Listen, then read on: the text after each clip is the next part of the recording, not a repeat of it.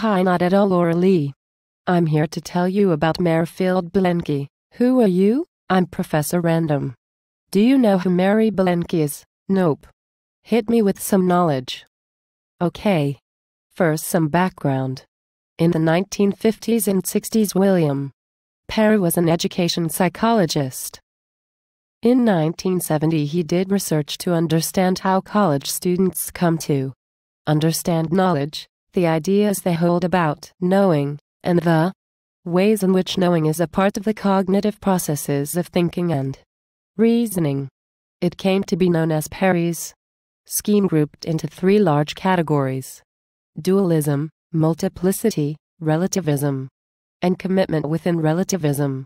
The problem with Perry's research was his interviews were all male liberal arts students about their experiences. But what about women? There have been numerous studies that show that there are gender differences in cognitive functioning. Exactly what Carol Gilligan thought in 1982. Psychology isn't good psychology if it ignores half of the population, so she created her own theory of moral development for women.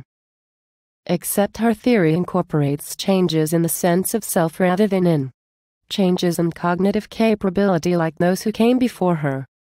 Yay, women. But what does this have to do with Mary Belenky? Well, Belenky, along with Blythe McVicker Clinchy, Nancy Rule Goldberger, and Jill Maddock-Tarrell, took Perry and Gilligan a step farther. Using Perry's method of interviewing, they rounded up 135 women from ages 16 to over 60 and asked them about their gender, relationships, ways of knowing, moral choices, personal moral dilemmas, and aspirations for the future. Based on these answers and data, they came up with 5 perspectives in which women view the world, received and constructed knowledge. Well, that sounds nice, but there are millions of women with so many different experiences. How can you narrow so many experiences down to 5 perspectives? The women who were interviewed came from rural and urban populations and varied in socioeconomic class, ethnicity, and educational history. Let me explain the 5 perspectives and then you can decide how you feel about it. Okie doke. The first perspective is women of silence. These women lack a voice of their own, both external and internal, like women who come from a misogynistic society. Yes, you may think of some Middle Eastern countries in this instance, but in some ways the United States silences its women as well. Consider our current rape culture where counties close ranks around the rapists and shame the rape victim. Preach. These women of silence also come from violent or neglectful households. The best way for these women to learn, based on Belenky's model, is by showing these women have a bad relationship with words. The next epistemology is women of received knowledge.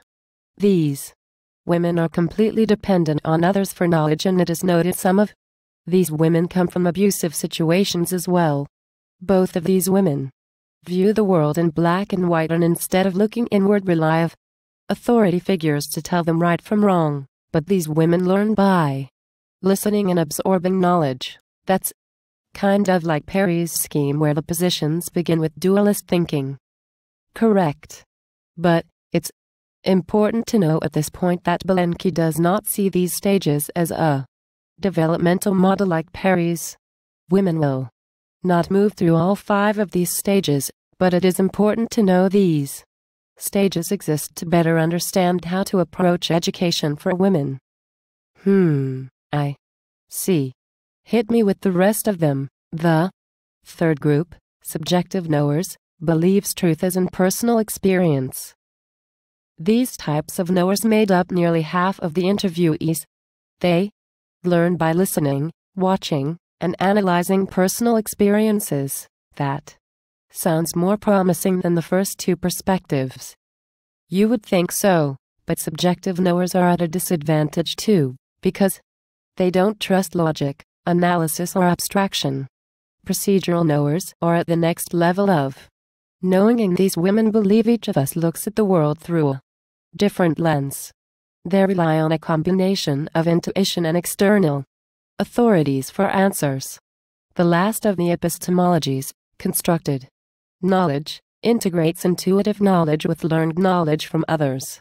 These women have developed a personal narrative, do not lose voice while listening to others, and use themselves to rise to new ways of thinking. So, a woman's experience and how she views herself in the world affects how she receives information. The same could be said for a teenaged boy. Didn't think you'd have to learn psychology to be a teacher, did you? Actually, I did. Oh,